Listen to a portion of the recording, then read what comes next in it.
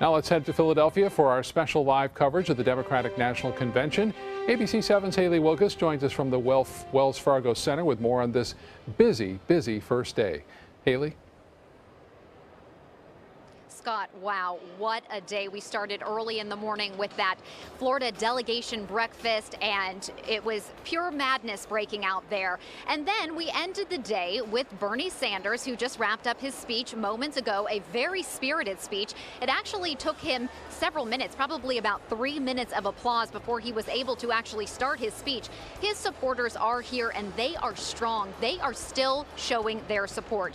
In his speech, he talked about income inequality. That was a large majority of the speech. He also touched on climate change, universal health care, the strength of diversity in our country and why that's important, which was a knock at Donald Trump.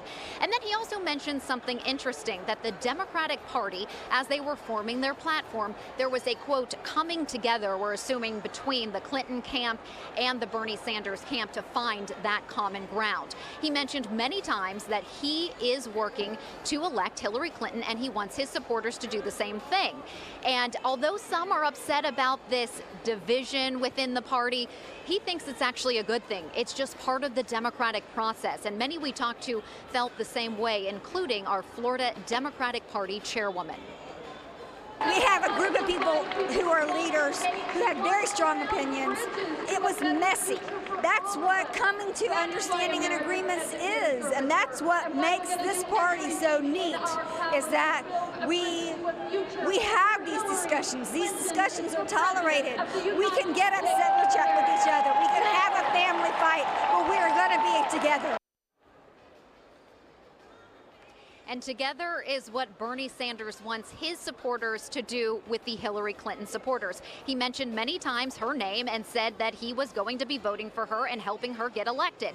Now, many times when he did mention Clinton, a lot of his supporters booed. But by the end of the speech, it seemed like there was a lot of spirited clapping, and everyone seemed to be cheering along. So we'll see as the week goes on if that togetherness really does happen. Scott? Yeah, maybe they are finding that unity as we move on here. And Haley, we saw plenty of celebrity star power there tonight as well, right?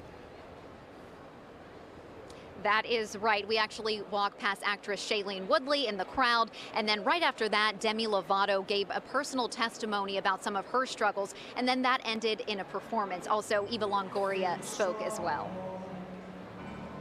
Haley, give us an idea of what's on the schedule for tomorrow there in Philadelphia.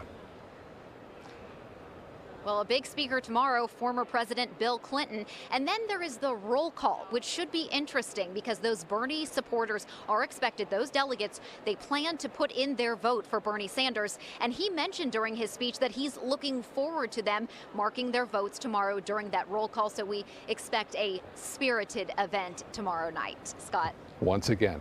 Haley, thank you so much. Great coverage there from Philadelphia all day long. We appreciate it. We'll see you again tomorrow. And we'll have our special live coverage from the Democratic National Convention all week long. Adam Cellini and Alan Cohn are in Philadelphia with Haley following the latest developments. They'll also be posting updates on our social media pages as well.